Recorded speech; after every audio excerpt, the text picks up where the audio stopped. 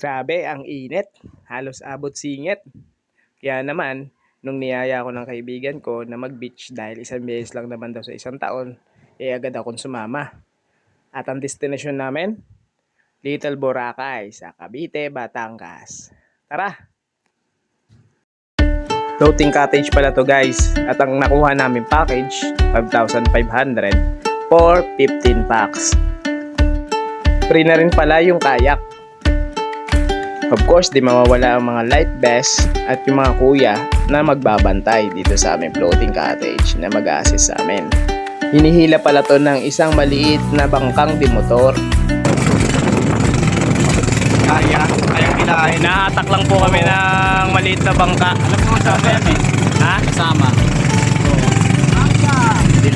Ah, okay. Ayos. Inagay ata yung pang 15 pa.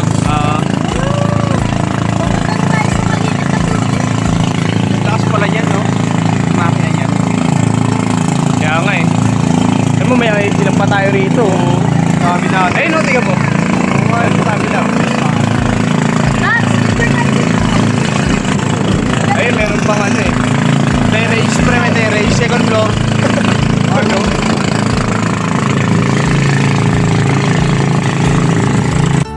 5 AM kami umalis ng Las Piñas, 8:30 na kami nakarating.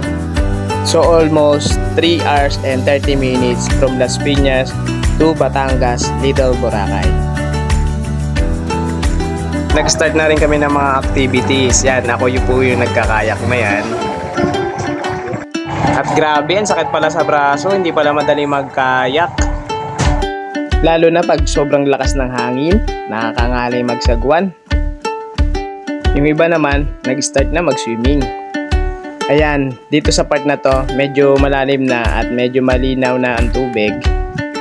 Yung isa kong tropa, ayun, hindi na kinaya talaga. Kaninang umaga pa lang nagmumotor kami, sabi niya inaantok na siya.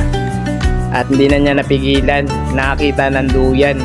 Kahit mainit, antok na antok. At dito, nakakatuwa yung part na to kasi yung floating boat is 2,500 ang presyo, pero dahil ang gagaling mag-sales stock na itong mga kasama ko, napapayag nila ng for only 1,500 pesos. Kaya yun, enjoy. At ayun, nag-enjoy talaga ako dahil first time experience kong mag-banana boat at dahil dito sa mga kasama kong kalog at sobrang kukulit, mababait at napakasaya kasama. Dahil sa inyo, napaka-enjoy ng first time kong banana boat. Sana maulit-ulit. Mapicture na lang ako yan. Haruin mo si Eseng.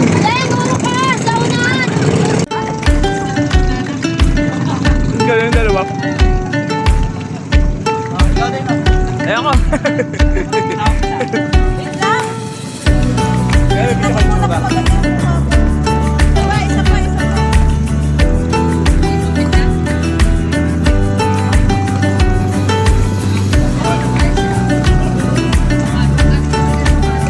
Laglag mo pre.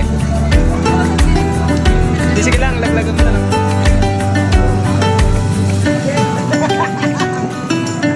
Ito mo lang ba na pangailangan ka?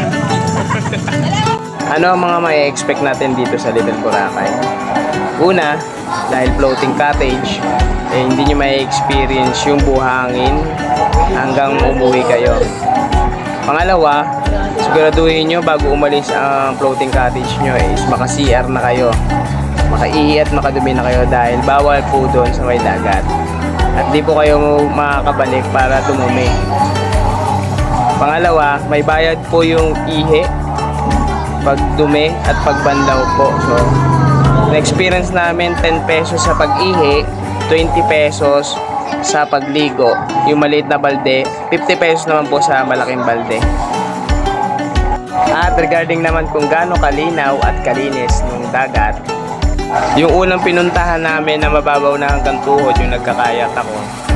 Dahil dikit-dikit na yung mga tao doon, medyo hindi na malinaw yung tubig. Pero yung sa pangalawang pinuntahan namin na lagpas tao na, yun medyo malinaw na yung tubig. At kailangan nyo magdala ng tsinelas dahil maraming starfish na matatapakan kayo.